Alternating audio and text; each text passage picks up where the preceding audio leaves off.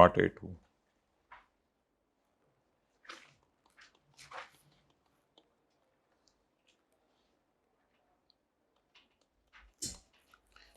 कौन सा पेज है ये? पेज 416 पे माय डियर क्वेश्चन नंबर 4 निकाल लें। Kangaroo Limited, Pakistan based, this is all revision now, we done with the concept. एक कॉन्सेप्ट हमने आज की क्लास में बस नया पढ़ा एडवांस का, we are doing revision just. Kangaroo Limited is a Pakistan-based company is preparing its financial statements for the year ended 31 December 2017. Following transactions were carried out during the year. Foreign currency transactions. So KL purchased an investment property in United States for US dollar 2.6 million. When it purchased नहीं बताया हुआ, आगे चलें फिर। 10% advance payment was made on Yakam May and 70% was made on Yakam July on transfer of title. Okay. So when I purchased the property, 1 July, when I received the property, 1 जुलाई, तो 1 जुलाई को मुझे property मेरे नाम transfer हो गई है, तो इसका मतलब है ये एडवांस का सवाल है ना। फिर पेमेंट कब हो गई है? यकम मई को, and the remaining amount was paid on, sorry मादरत, पहले आपको हम रिवाइज करवा दें इन्वेस्टमेंट प्रॉपर्टी का स्टैंडर्ड। एक हैंड रिटन पेज आज के नोट्स के साथ हमने अटैच किया है, वो ज़रा आप खोलें, और अगर किताबें आपके पास आ चुकी हुई हैं और आपने ऑनलाइन लेक्चर्स लेट शुरू किए हैं लेने, तो एक सेपरेट पेज जो है वो किताब के एंड के ऊपर जो है हैंड रिटन पेजेस हैं, बिल्कुल किताब के एंड के ऊपर, वहाँ से आपको ये पेज जो है वो मिल जाएगा। भाई वो पेज एक सफ़ा ना अलग से है, वो ज़रा देखें, एक दो स्टूडेंट को नहीं मिला।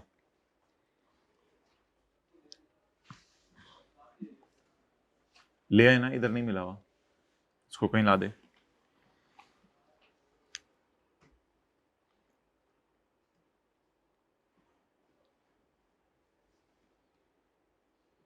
इधर किधर है हैंड रिटन पेजेस, जरा देखिएगा।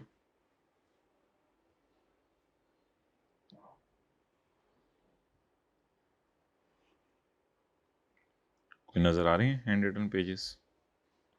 एच लिखा हुआ,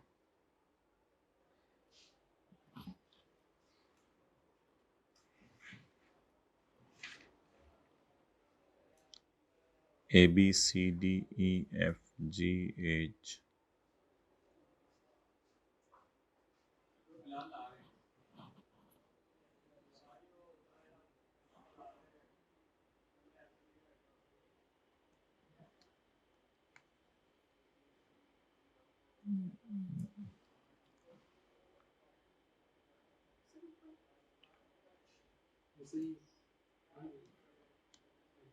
ये वॉल्यूम 2 के मुझे लग रहे हैं, वॉल्यूम 2 के हैं।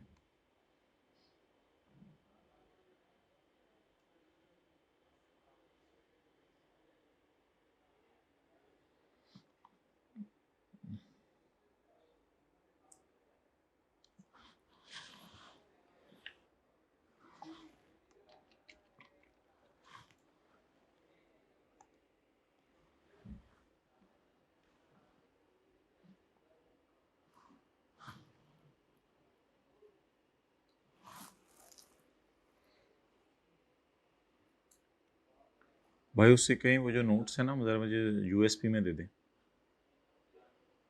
नहीं, बिलाल को बुलाएं जल्दी।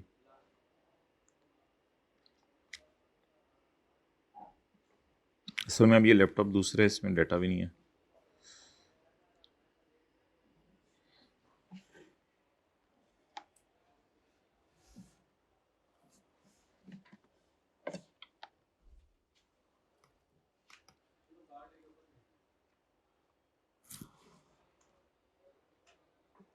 पॉज कर दो।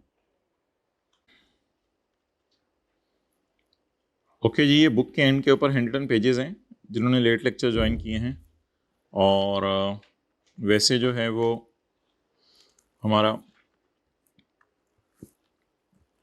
थोड़ा सा IAS 21 की रिवीजन करें,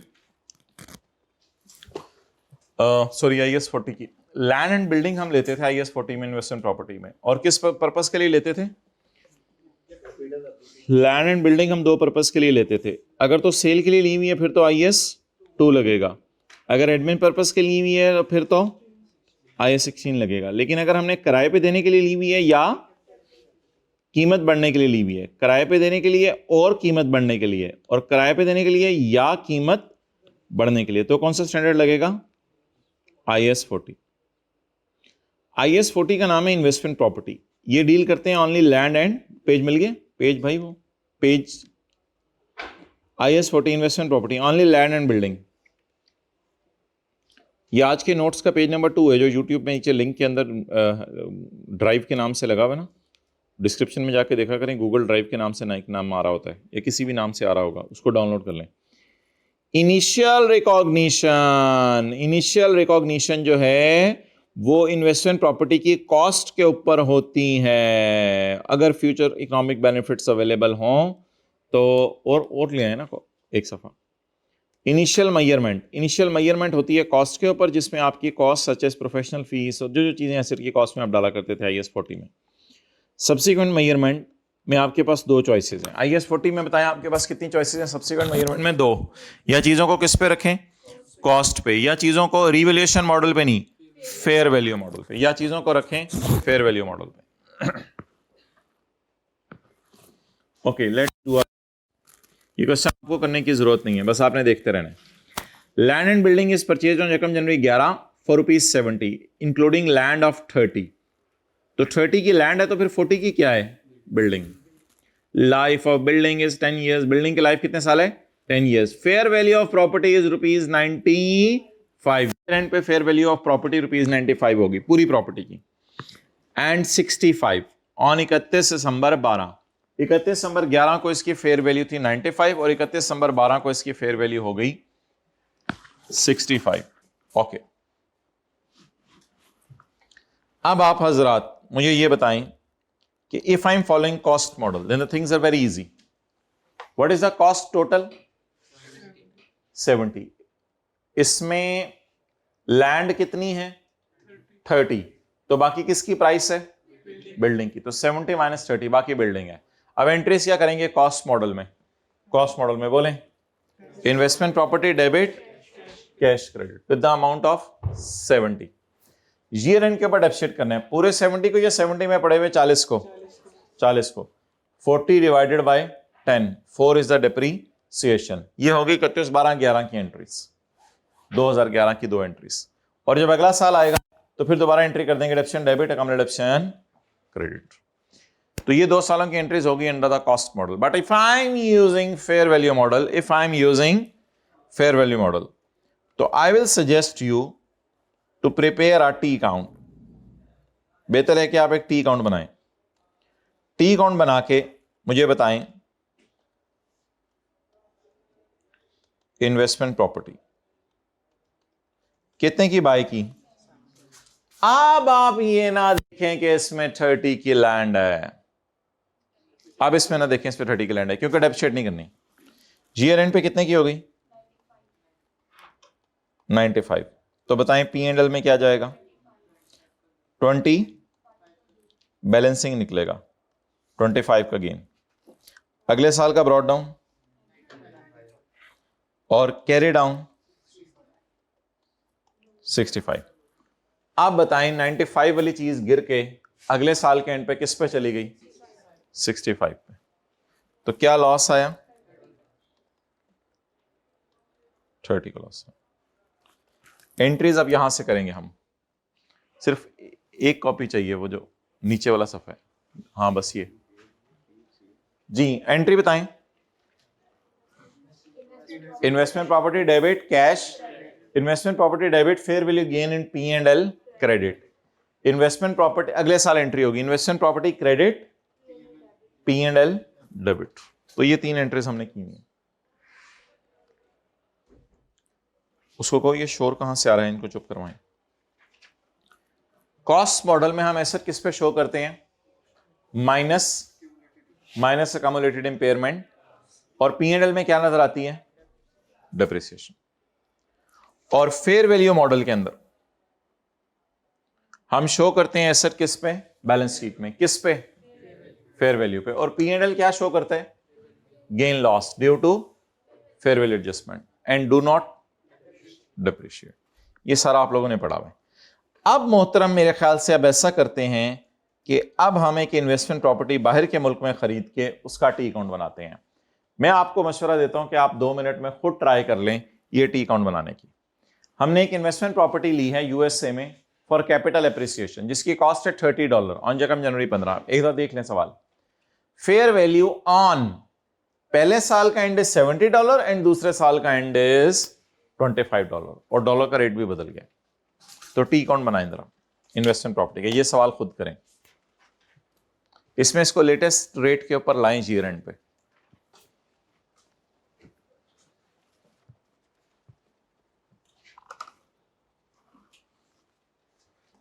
उधर ही रखो कैमरा।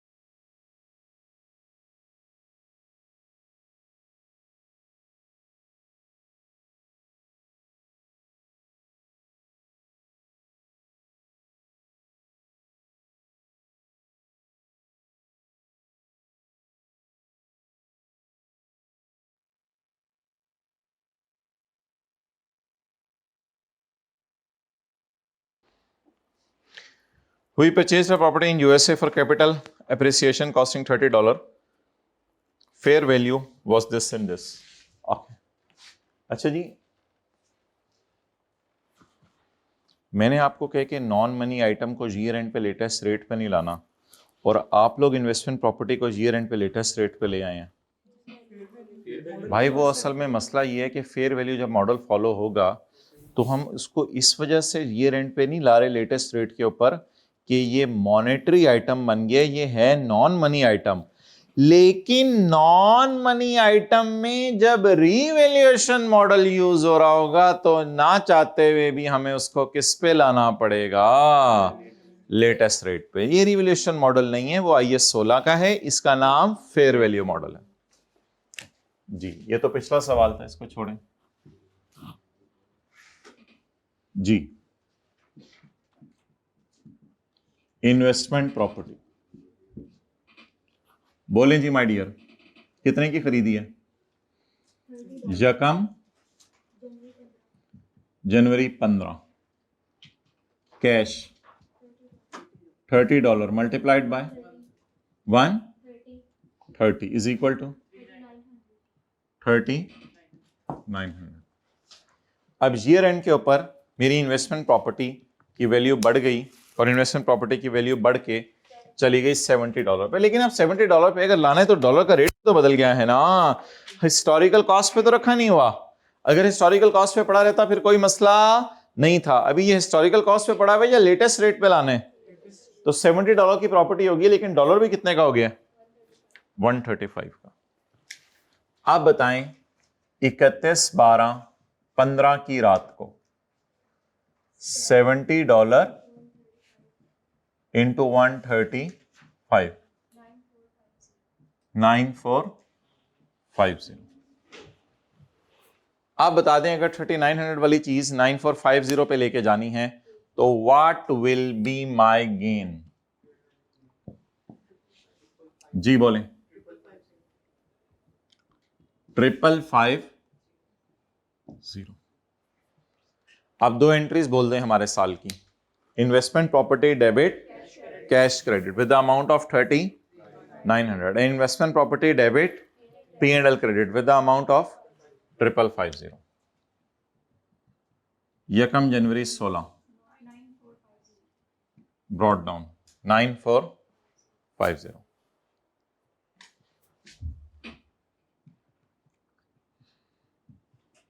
इकतीस 12/16 कैरी डाउन।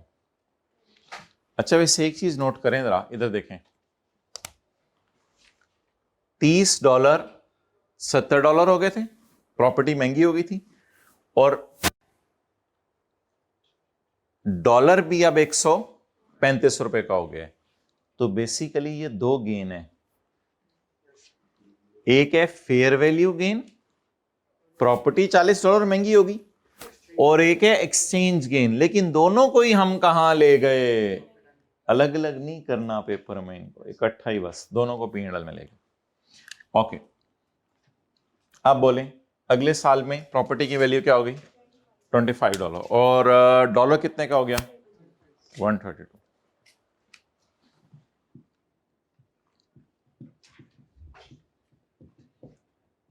जी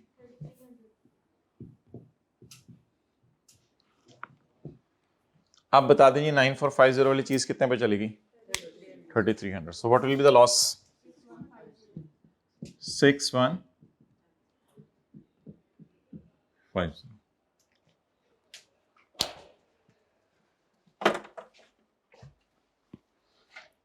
तो कितने लोगों ने इसी तरह कर लिया था? ओके, एंट्रीज, पहले साल की investment property debit cash credit, दूसरे साल की investment property debit P&L credit, और अगले साल की P&L debit investment property credit. अब वो सवाल निकालें जो हम करने लगे थे, उसका मुझे पेज नंबर बता दें। 416।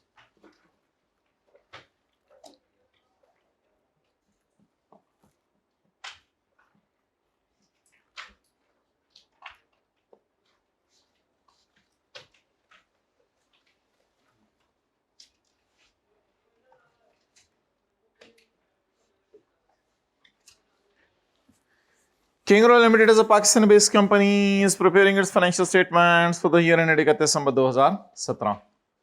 Following transactions were carried out during the year. Foreign currency transactions.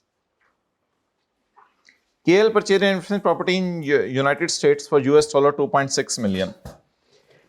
10% advance was paid on Yakam May 2017 and 70% payment was made on Yakam July 2017 when the title of the property was transferred. The remaining amount was paid on Yakam August 2017. बकाया पैसे हमारे साल, अगले साल हमारे साल पे हो गए. ऑन Yakam सितंबर 17, तो डेट्स की तरतीब अब सही रहेगी. ऊपर वाली 3 एंट्रीज कर लेंगे, उसके बाद Yakam सितंबर हमें कराया आया. ओ, पूरे साल का एडवांस कराया आ गया. तो ये एडवांस मिल रहे हैं या दे रहे हैं? मिल रहा है. KL uses the fair value model of its investment property. अपनी इन्वेस्टमेंट प्रॉपर्टी के लिए फेयर वैल्यू मॉडल यूज कर रहा है. On 31 December 2017 an independent value determined that fair value was $2.5. तो इंडिपेंडेंट वैल्यूअर ने बताया कि तुम्हारी प्रॉपर्टी की वैल्यू है $2.5. Okay, let's start. Solve revision, nothing else.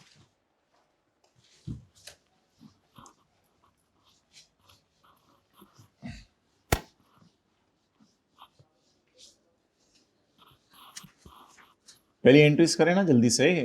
Property की एडवांस पे करने की एंट्री करें. फिर आप लोग ऐसे देख रहे हैं जैसे मिटाना आपने सीखना है कि मैं कभी जिंदगी में मिटाना पड़ा तो कैसे मिटाऊंगा. कहां से शुरू करते हैं? राइट से लेफ्ट से दरम्यान से कर दो भाईजान. Entries advance debit cash credit. अच्छा, पूरा क्वेश्चन ही कर लिया भाईजान. कैमरे बंद कर दो. तो पता नहीं कितों आए ना बच्चे, माशाल्लाह सारा पहले ही पढ़िया है. CNG आए हैं सवेरे सवेरे.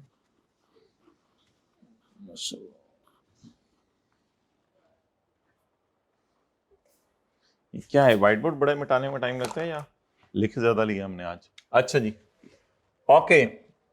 डेट बताएं जी.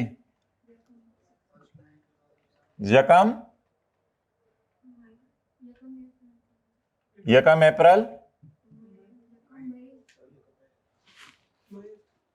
KL परचेज इन्वेस्टमेंट प्रॉपर्टी और एडवांस पेमेंट हुई है यकम मई को.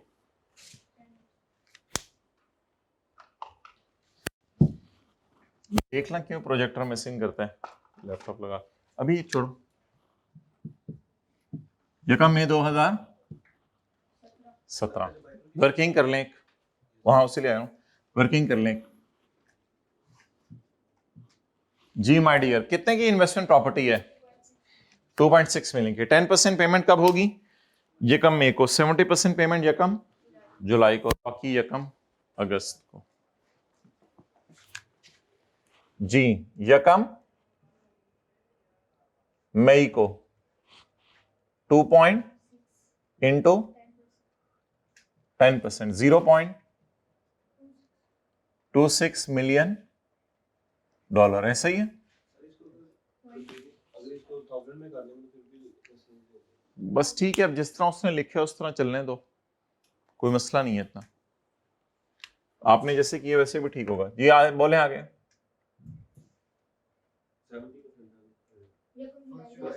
यकम जुलाई 70% पेमेंट करेंगे. कितनी? $8.2 मिलियन. जी आगे बोले. यकम 2 इंटू जी 0.5. बुलाओ किसी को, देखो मिसिंग क्यों करता है. ये टोटल आ जाना चाहिए 2.6. अच्छा जी, एडवांस पेमेंट कितनी हुई? Advance debit, what is this? $0.26 million multiplied by. जी मोहतरम, यकम मई को डॉलर कितने का है? एक मिनट रुकना. यकम मई को डॉलर 100 का है. जी बताएं. 26 क्या? Rupees in million. प्रॉपर्टी की प्राइस आ गई? नहीं, एडवांस पेमेंट आई. एडवांस पेमेंट आई. प्रॉपर्टी की प्राइस तो जिस दिन प्रॉपर्टी आएगी उस दिन देखेंगे ना. प्रॉपर्टी किस दिन आई? यकम जुलाई 17. वही जो अभी 2 सवाल पहले हमने सवाल किया था. क्या एंट्री बनेगी?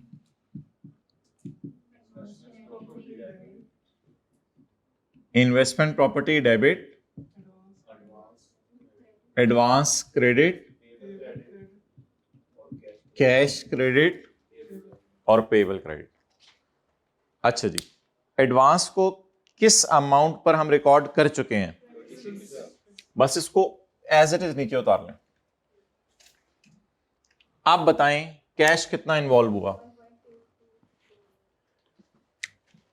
Cash involved is 1.82 million dollar. बताएं जी, यकम जुलाई को डॉलर कितने का है? 105।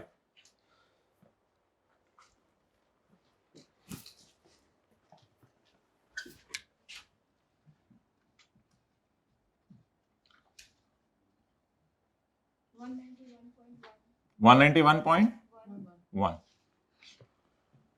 पेबल को कितने पे क्रिएट करें? 105। अब रेट वही बोला, 54.6।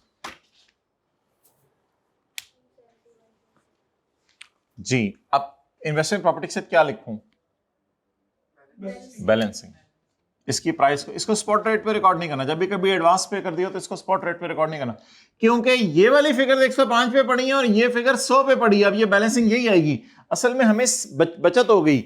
हम कुछ एडवांस पे कर रहे थे जब डॉलर 100 रुपए का था, तो बस आप ऐसे कोई कम प्राइस पे रिकॉर्ड करें जी। 271.7।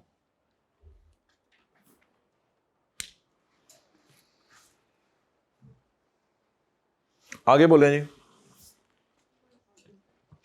The remaining amount was paid on यकम अगस्त 2017। बकाया पैसे यकम अगस्त 17 को पे हो गए।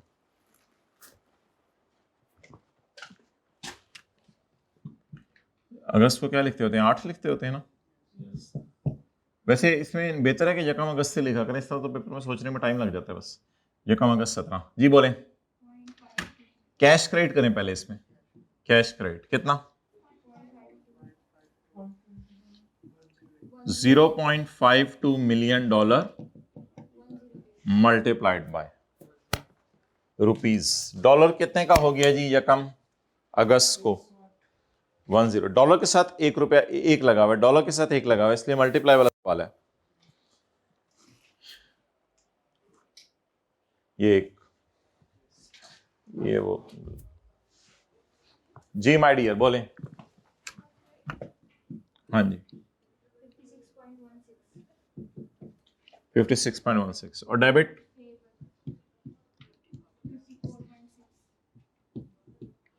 जी 54 वाले को 56 दे के आ गए।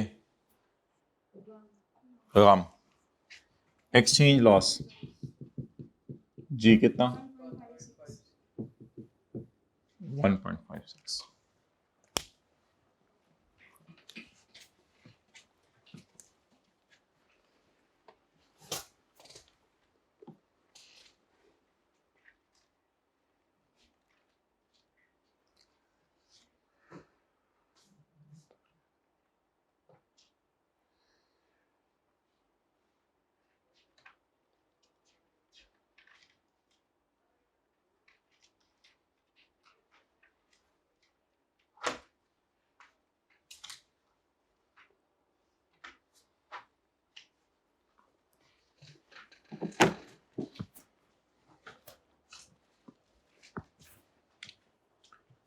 अच्छा जी, अब हमने जाहिरी बात है इन्वेस्टमेंट प्रॉपर्टी को जिस मकसद के लिए लिया हुआ था उस मकसद के लिए इस्तेमाल करेंगे, और वो मकसद था रेंट लेना। तो हमने रेंट के ऊपर इन्वेस्टमेंट प्रॉपर्टी को जो है वो दे दिया है।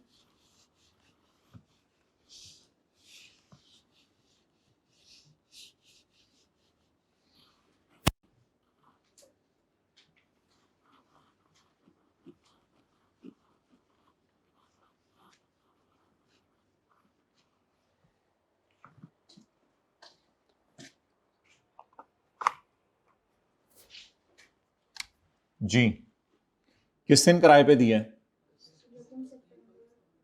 2017 इन्वेस्टमेंट प्रॉपर्टी को हमने किराए पे दे दिया। ऑन एकम सितंबर 17 KL rented out this property at annual किराया ऑफ $0.24 मिलियन। 0.24 मिलियन पे हमने इसको किराए पे दे दिया है for 1 year and receive full amount in advance on the same date. कितने अरसे का एडवांस आया है? 1 ईयर का। तो cash debit advance credit unearned rental income कर दे। अनअर्न्ड रेंटल इनकम कर दे। एडवांस मतलब ये कि मैं बताना चाह रहा हूं ये भी एडवांस है। Unearned rental income, cash debit unearned rental income credit. जी माय डियर बताएं कितने $1 मिलियन एडवांस पैसे आए? ये पर मंथ है या ये पूरे साल के हैं? पूरे साल के हैं। अच्छा, यकम सितंबर को डॉलर कितने का था जिस दिन? असल में मैंने आपको कल समझाया था जिस दिन ये डॉलर आएंगे मुझे जेब में तो मैं इसको ले जाऊंगा बाजार में और बाजार में इससे पैसे ले लूंगा। तो जब ये डॉलर आएंगे मेरी जेब में एकदम आएंगे, यकम सितंबर को मैं कॉल करूंगा, मैं कहूंगा यार मेरी प्रॉपर्टी किराए पे चढ़ गई है, मुझे डॉलर भेजो। मुझे डॉलर आ जाएंगे 0.24 मिलियन। इसको मैं पाकिस्तान में जाके, जाहिर बात है किसी ब्रोकर के पास जाऊंगा जो करेंसी को डील करता है, उसे कहूंगा मुझे हर डॉलर के बदले कितने पैसे दे दो? 110। जी बोलें। Slash advance 0.24 million dollar. $1 कितने का हुआ है? 110 का। जी बताएं। 26.4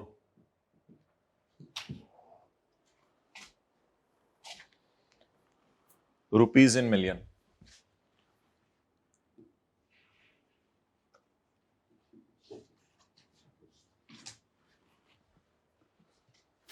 cash debit unearned rental income credit.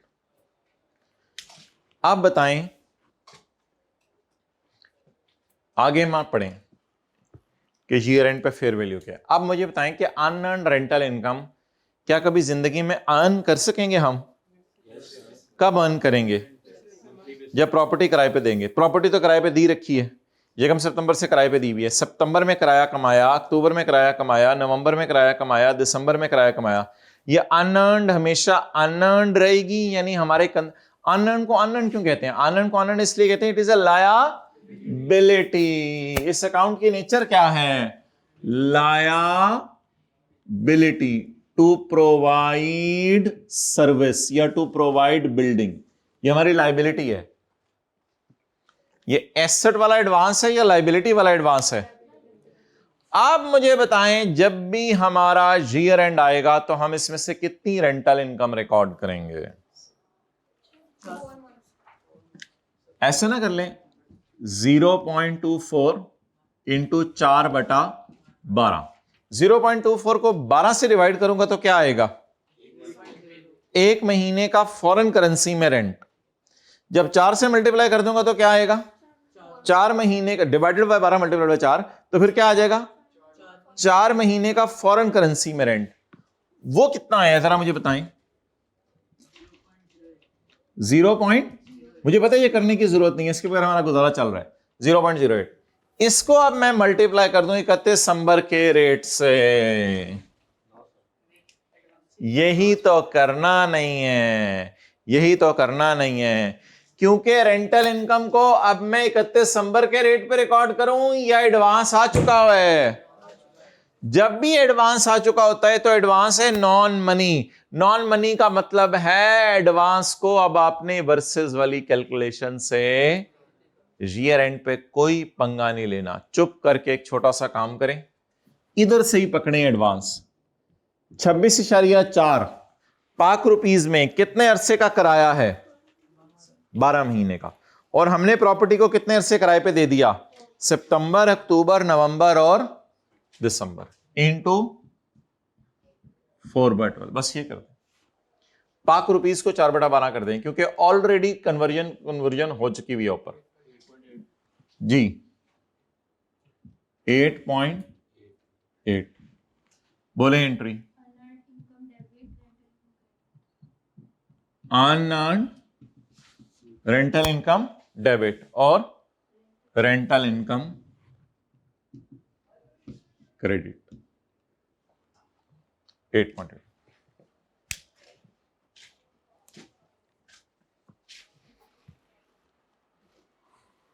अब आप टी काउंट बनाइए इन्वेस्टमेंट प्रॉपर्टी का।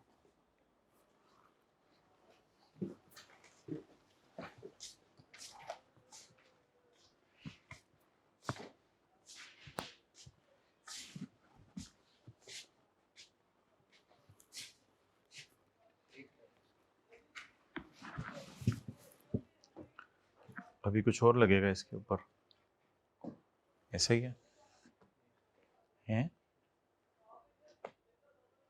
कुछ और लगेगा ना? ये बस मेरे ख्याल से कोई लकड़ी शकड़ी लगेगी शायद। ये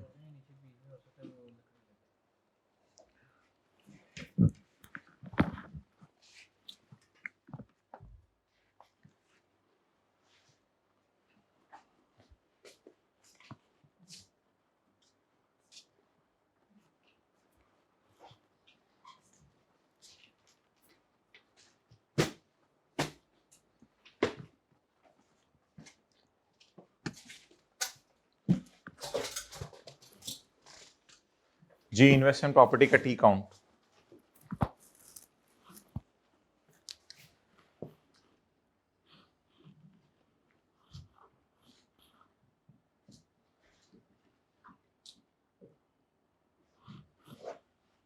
क्या लिखें हम? असूली तौर पे अगर लिखना तो फिर तीन चीजें आएंगी, एडवांस, कैश और, क्योंकि इस ये अकाउंट डेबिट होगा तो ये सारे क्रेडिट होंगे असूली तौर पे। लेकिन इसका आसान हल ये होता है कि यहां आप लिख दें एडिशन। बताएं जी एडिशन कितने पे हुई है?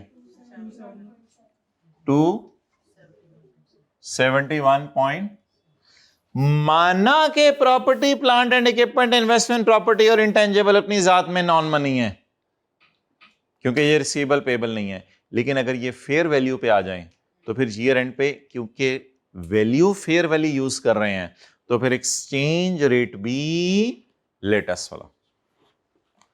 आप बता दें ईयर एंड के ऊपर हमारी इन्वेस्टमेंट प्रॉपर्टी कितने की हो गई? कितने की खरीदी थी? 2.6 की, और ग्रो करके नहीं, डाउन होके कितने पे चली गई? 2.5 पे। ये जो अभी हैंड रिटन पेज पे कॉन्सेप्ट करके आए हैं, $2.5 मिलियन मल्टीप्लाइड बाय 116 290। अब कोई मसला नहीं, किसी को लग रहा है कि इन्वेस्टमेंट प्रॉपर्टी की कीमत कम हो गई है 2.6 से 2.5, लेकिन डॉलर की कीमत तो बढ़ी है ना, तो इसलिए ओवरऑल नेट इंपैक्ट ही निकालना होता है हमने। जी आप बताएं व्हाट इज दिस? गेन 18.6 18.3। जी इस 18.3 की एंट्री बताएं। इन्वेस्टमेंट प्रॉपर्टी डेबिट और P&L क्रेडिट 31 दिसंबर 17। ये भी 31 दिसंबर 17 था ना, इधर भी डेट डालें 31 दिसंबर 17।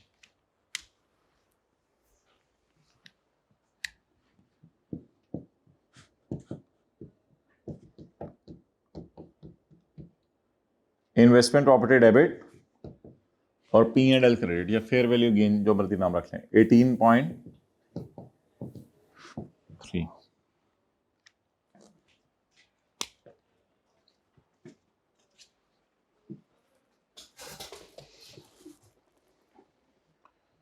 ओके बैलेंस शीट और P&L भी बनाना है।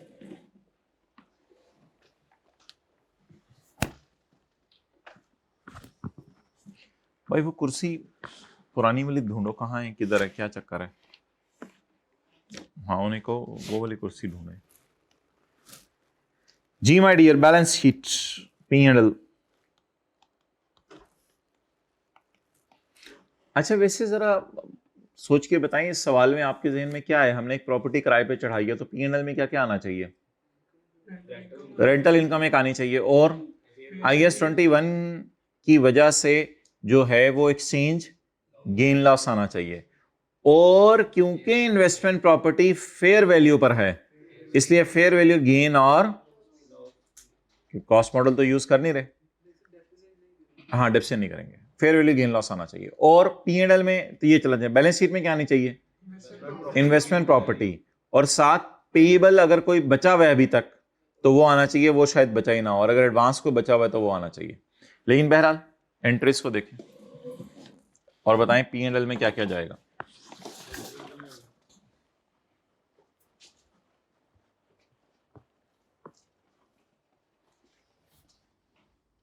एक्सचेंज लॉस जा रहा है 1.56, और रेंटल इनकम जा रही है, और ये जा रहा है, इधर ही बना लेते हैं।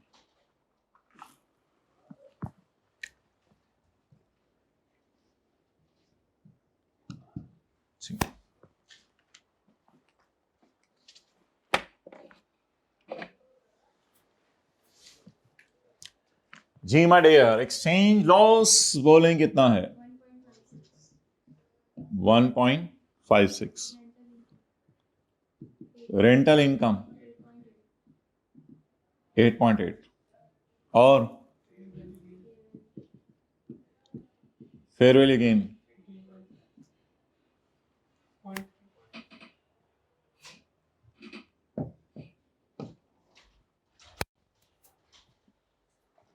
Now will prepare balance sheet. सुबह फजर पढ़ने जब जा रहे थे मस्जिद, बारिश हो रही थी या पहले ही होगी थी? पहले ही होगी। मर्द कहाँ नमाज पढ़ते हैं? अच्छा, मस्जिद, माशा। अच्छा जी, बैलेंस शीट में बताएं क्या जाएगा? Non current asset. अब मेरे पास जगह नहीं है इसलिए मैं सामने लिख रहा हूं, यानी इन्वेस्टमेंट प्रॉपर्टी इधर नहीं लिख रहा, इधर लिख रहा हूं इन्वेस्टमेंट प्रॉपर्टी। और बैलेंस शीट में क्या जाएगा? करंट लायबिलिटीज में। एक्सेलेंट। अन अर्न्ड रेंटल इनकम, और बस तो फिर नॉन करंट एसेट में जाएगी, BUS बस वैगन। अच्छा, इन्वेस्टमेंट प्रॉपर्टी। इन्वेस्टमेंट प्रॉपर्टी का कैरी डाउन अवेलेबल है रेडीली, दैट इज 290। अनअर्न्ड कितनी थी? 26.4। उस अनअर्न्ड में से अर्न कितनी हो गई? 8.8। जवाब 17.6।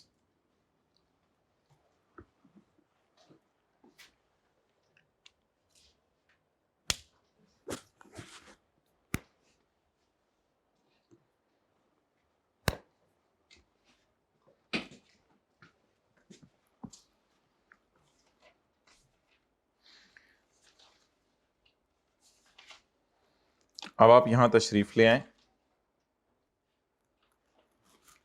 अच्छा, ऑनलाइन या फिजिकल में किसी भी किस्म का कोई बच्चों को इशू आ रहा है तो वो ऐसा करें,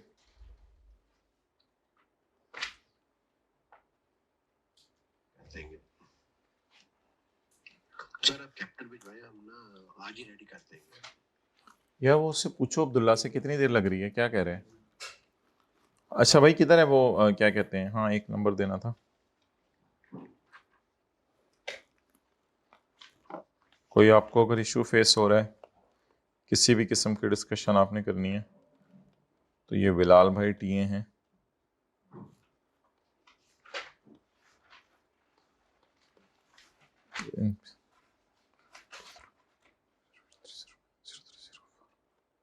ओके, बिलाल को बुलाना। अच्छा मोहतरम, ये ना थ्योरी है, इसको साथ ही कर लें, आसान सी है, पेज 372।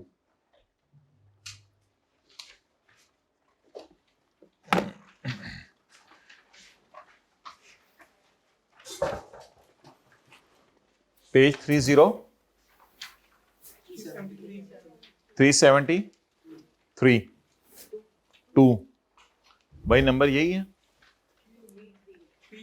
373, यही है नंबर।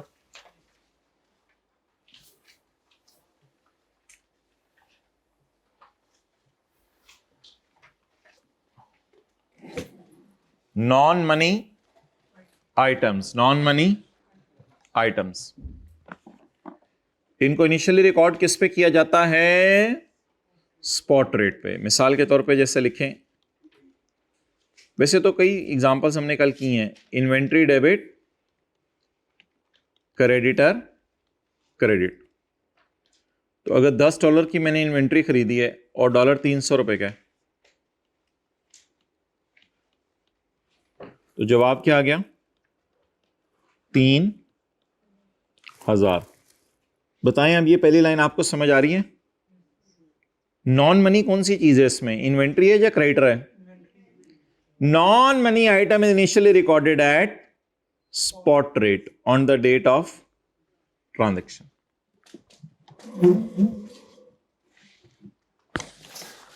इधर एक्सेप्शन है लिखी हुई, मैं आपसे वैसे पूछ रहा हूं, हमने क्यों नहीं नॉन मनी इन्वेस्टमेंट प्रॉपर्टी को स्पॉट रेट पे रिकॉर्ड किया इस दिन?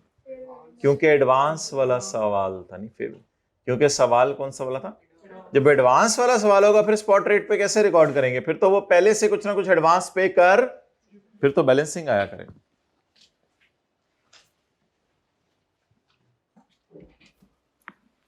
ओके, लेकिन नॉर्मली इनिशियल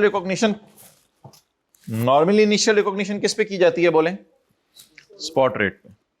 स्पॉट रेट होता है उस दिन का रेट। ईयर एंड के ऊपर इन्वेंट्री को लेटेस्ट रेट पर नहीं लाना, और कल भी नहीं लाए थे, और पीपी को भी हम नहीं लाए थे। The transaction is left eight original spot rate. ठीक है, उधर मत देखें, उधर की कुछ बात हुई फिर मैं करूंगा। तो ईयर एंड पे इन्वेंट्री को आपने लेटेस्ट रेट पर नहीं लाना, बल्कि इन्वेंट्री की वजह से पैदा हुए क्रेडिटर को लेटेस्ट रेट पे लाना है। अच्छा, if non monetary item is carried at fair value, if non-monetary item is carried at, then retranslate it at the exchange rate prevailing at the date when the fair value is, if non-money item बोले is carried at fair value, then retranslate it at the exchange rate prevailing at the date when the fair value is determined. बोले, if non money item is carried at fair value। चीजों में ना किताब अब syllabus में theory आ रही है, चीजें लिखनी पड़ती हैं, तो इस तरह की लाइन अगर लिखनी पड़ी तो इसको याद करना पड़ेगा। इफ नॉन मनी, लॉजिक पे याद करें, कोई रट्टे मारने को हम नहीं कह रहे। If non money item is carried at, then retranslate it at the exchange rate prevailing on the date the fair value is determined। अच्छा, अब जो एक्सचेंज गेन लॉस आया है उसका क्या करना है? The exchange difference is recorded in the same location as revaluation gain. Exchange gain loss को भी वहीं डालें जहां रिवैल्यूएशन गेन लॉस को डाल रहे हैं। इसके एक्सचेंज गेन लॉस को ओसीआई में डालते हैं या P&L में डालते हैं? पता है ओसीआई क्या होता है? तो इसके एक्सचेंज गेन लॉस को रिवैल्यूएशन सरप्लस ओसीआई में डालते हैं या P&L में? ये तो भी समझ नहीं आएगा ना हमें। The revaluation gain under IAS 16 and IAS 38 is recorded in OCI, therefore the exchange difference is also recorded in OCI। हमने IAS 16 वाला तो भी कोई सवाल नहीं किया, ये वाला तो किया ना नीचे वाला। The fair value gain under IAS 40 is recorded in P&L, therefore exchange gain difference is also recorded in P&L। आप बताएं, इन्वेस्टमेंट प्रॉपर्टी का गेन लॉस कहां आता था?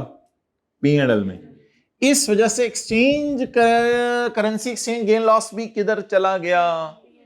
P&L में। तो ये इसकी वजह।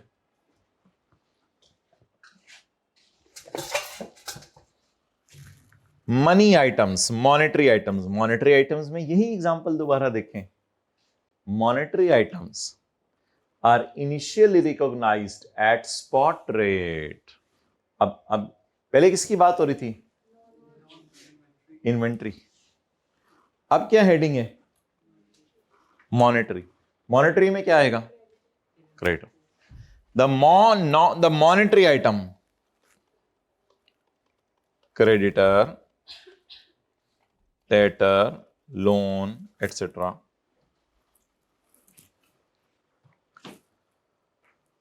On initial recognition, दुल्हा क्या कह रहे हैं कितना? On initial recognition, a transaction must be translated. एक ट्रांजैक्शन को आप ट्रांसलेट करेंगे किसके ऊपर? At the spot rate on the date of the transaction, जिस दिन वो ट्रांजैक्शन हुई। भाई इतनी देर क्यों लग रही है? हाँ मैंने कहा इतनी देर क्यों लग रही है? मैंने आपको शेयर किया फाइल में, किधर? जो जैज वाला व्हाट्सएप आपका। ओके अच्छा जी, एडमिनिस्ट्रेटिव जो फिजिबिलिटी है उसको भाई कल देखते हैं। एडमिनिस्ट्रेटिव फिजिबिलिटी चलें देख लेते हैं। For administrative feasibility IAS 21 allows entity to use an average rate. भाई PDF भेज दो, जिप क्यों भेज रहे हो? PDF नहीं भेज सकते आप?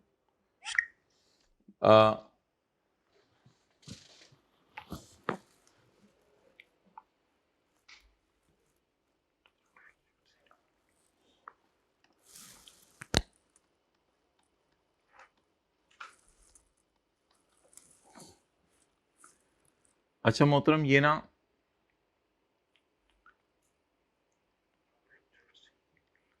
अगर कभी ऐसा हो कि मिसाल के तौर पे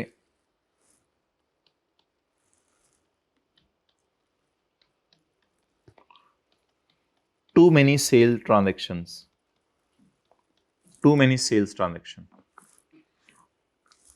in a week, एक वीक में, वीक ये WEEK वाला होता है या WEEK वाला होता है ना? Too many sales transactions in a week. फिर हम क्या करें? फिर बेहतर है कि अगर हमने $1000 की सेल की है तो हम रेट यूज कर लें एवरेज। रेट क्या यूज कर लें? Average rate of week. समझ आई बात? मेरे ख्याल से इजी बात है, कोई मुश्किल बात नहीं है। एवरेज रेट का क्या मतलब है? सैटरडे को रेट और था, संडे को और था, मंडे को और था, ट्यूसडे को और था। इन सब की क्या ले लें? यानी 7 के 7 रेट को जमा करें, जमा करके उनको 7 पे डिवाइड कर दें तो एक एवरेज रेट निकल आया 298। ना 300 ना 302 ना 295 ना 305, इनको दरमियान में कोई रेट निकल आया तो average rate of week use कर सकते हैं, इसकी इजाजत है। जवाब क्या आ रहा है उससे कोई फर्क नहीं पड़ता। 2,98,000 जवाब आ रहा है, 2,98,000 जवाब आ रहे हैं, तो इससे कोई फर्क नहीं पड़ता। आप कब रेट एवरेज यूज कर सकते हैं? जब आपको बहुत ज्यादा आपकी सेल हो। देखिए बाहर के मुल्क से ऑर्डर आ रहे हैं ऑनलाइन, 10 बजे ऑर्डर आया, 12 बजे ऑर्डर आया, 3 बजे ऑर्डर आया, पहले दिन 3 ऑर्डर आए, अगले दिन 4 ऑर्डर आए, अगले दिन 6 ऑर्डर आए। अब आप हर लम्हे का स्पॉट रेट ढूंढ रहे हो, आपको मुश्किल होगा, तो बेहतर है आप फिर क्या करें? एडमिनिस्ट्रेशन फिजिबिलिटी के लिए कहता है, मैं आपको मशवरा देता हूं कि एवरेज रेट यूज कर लें। नोट करें,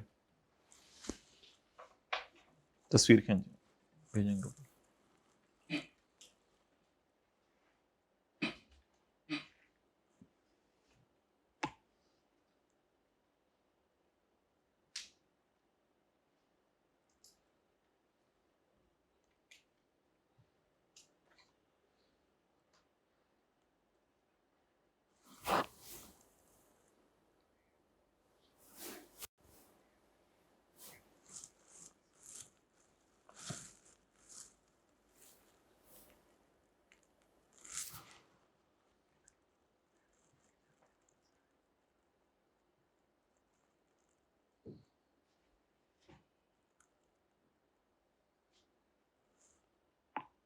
डन?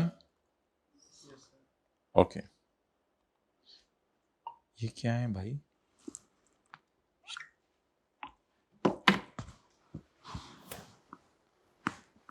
चलें जी आगे पढ़िए। कोई फिक्रा समझ आ रहा है अब लिखा हुआ?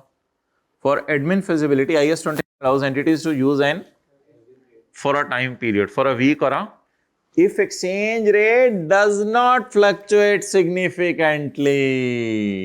ठीक है, तो अगर ये 298 से 299 पे चला गया, 300 पे चला गया, 297, अगर 298 के भैया 250 पे चला गया किसी भी, तो वो तो फिर एवरेज लेना मुनासिब नहीं होगा। तो एवरेज कब लेंगे? जब बहुत ज्यादा चेंज ना हो। अब जैसे ऑयल प्राइस एकदम 50 रुपए चेंज होगी, तो ये तो फिर वो एकदम बड़ी चेंज है। हाँ, छोटी मोटी चेंज आती रहे ऑयल प्राइसेस की, 1 रुपया, 2 रुपया, 3 रुपये, 5 रुपये, 7 रुपये, बढ़ती रहे, कम होती रहे, फिर एवरेज ले लें। लेकिन अगर एकदम शूट अप कर जाए या शूट डाउन कर जाए, फिर एवरेज लेना मुनासिब नहीं है। अब मेरे ख्याल से ये काफी सारी ट्रांजैक्शंस थी। एक सेल हमारी $100 की थी, एक सेल हमारी $200 की थी, एक सेल मैंने ट्यूसडे को की थी $300 की। समझ आ रही है? तो these are number of sales,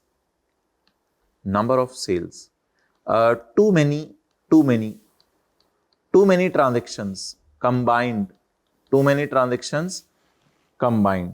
क्या मैंने किसी एक कस्टमर को 1000 की सेल की है, या मैंने ज्यादा कस्टमर्स को सेल की है 1000 की? किसी को $50 की, किसी को $100 की, किसी को $200 की, करते करते टोटल सेल कितनी होगी? 1000 पे मैंने आसानी के लिए एक ही रेट क्यों लगा दिया? जालिमों, ये अच्छे बच्चों ये बताएं, 1000 पे मैंने एक ही रेट क्यों लगा दिया? क्योंकि फ्लक्चुएशन ज्यादा नहीं थी, वीक का या मंथ का मैंने एवरेज लेके गुजारा चला दिया। एडमिनिस्ट्रेटिव फिजिबिलिटी आपने जवाब देना था, आसान है, वरना अगर एक एक दिन का रेट लगाना पड़ता तो जरा मुश्किल हो जाता। चलें आगे। ओके, अच्छा भाई, क्रेडिटर को आपने ओरिजिनली किस पे रिकॉर्ड किया है? On initial recognition a transaction must be translated at the spot rate. ये देखें, उसे कहीं पीडीएफ में भेजे। पेएबल को मैंने इनिशियली किस पे रिकॉर्ड किया है? स्पॉट रेट पे। पेएबल को इनिशियली किस पे रिकॉर्ड किया है? स्पॉट रेट पे। मुझे ईयर एंड की वर्सेस वाली कैलकुलेशन करनी पड़ी या पेमेंट हो गई? पेमेंट हो गई।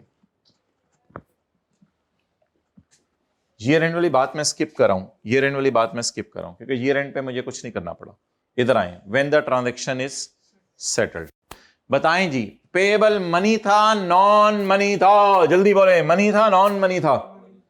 इनिशियल रिकॉग्निशन किस पे हुई है? मॉनेटरी आइटम था ना। इनिशियल रिकॉग्निशन किस पे हुई है? स्पॉट रेट पे। सब्सीक्वेंट किस पे करनी है? सेटलमेंट के वक्त क्या करें? When the transaction is settled, the payment must be recorded at the rate, ruling at the date of payment। Payment को रिकॉर्ड करें पेमेंट के डेट पे। The payment must be recorded at the rate ruling on this date। Payment को इस date पे। And an exchange difference is recorded in P&L।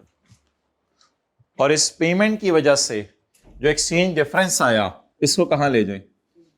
P&L। लेकिन अगर ये ईयर एंड तक पे ना होता तो मशहूर जमाना कैलकुलेशन है, आपको याद है कौन सी करते हैं? अगर ये ईयर एंड पे ना होता, फिर हम करते हैं 0.5 टू 108 पे पड़ा है, 108 पे ले जाओ, और पड़ा है 105 पे, इन दोनों का डिफरेंस लेते हैं। पढ़े, at the end of financial year the monetary items must be retranslated at the rate ruling at the balance sheet। ये कब होता? हमारे सवाल में क्यों नहीं हुआ था? क्योंकि पेएबल पे हो गया है, लेकिन कल की क्लास में जो पहला या दूसरा सवाल किया था उसमें ये हुआ था। उसके अंदर आप देखें, दूसरा सवाल जो किया था उसमें ईयर एंड पे डेटर्स या क्रेडिटर्स थे, वो पे नहीं हो सके थे। और याद है ना, कई सवाल किए मैं ऐसे ईयर एंड पे वर्सेस वाली कैलकुलेशन वाले, आज भी किए हैं। The monetary item must be retranslated at the rate ruling at the, अभी चारे वाला सवाल किया, चारे वाला सवाल में जो फूड मंगवाया था, उस फूड का 30% पेएबल अभी वर्सेस कैलकुलेशन से गुजारा था। कई सवाल किए हमने आज इस तरह के। The monetary item must be retranslated at the rate ruling at the date of balance sheet date। The exchange difference is recorded in P&L। If transaction is settled before year end, तो this retranslation will not be, क्योंकि उसके लिए तो ये करेंगे ना नीचे वाला। ये कॉन्सेप्ट हम लीज के बाद करेंगे कि इंटरेस्ट इनकम और इंटरेस्ट एक्सपेंस को किस पे रिकॉर्ड किया जाता है? एवरेज रेट, ये भी एक डिस्कशन है। इंटरेस्ट इनकम और एक्सपेंस को, रिसीवेबल पेबल की बात नहीं हो रही, किसकी बात हो रही है? इनकम और एक्सपेंस की। ये जो हमने ट्रांजैक्शन सेटल की है, ये कौन सा क्वेश्चन था? क्वेश्चन नंबर 4 था ना, कैंगरू वाला। किस पेज पे था? 416। इसमें कितना एक्सचेंज डिफरेंस आया था? मैंने कहा जरा आपको फिर घर जाके फिगरें ढूंढनी आसान हो जाएगी ना। 1.56 एक्सचेंज डिफरेंस आया था 1.56। यहां से आपको इस पैराग्राफ को अगर कभी समझना हुआ तो समझ सकेंगे। सही है।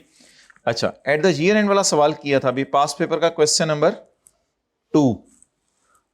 उसमें कितने % पेमेंट अनपेड थी? 30% पेएबल था ना। उसको ईयर एंड पे किससे गुजारा था? वर्सेस वाली कैलकुलेशन। तो इसका नाम रखें 0.5 का, वर्सेस वाली कैलकुलेशन। वर्सेस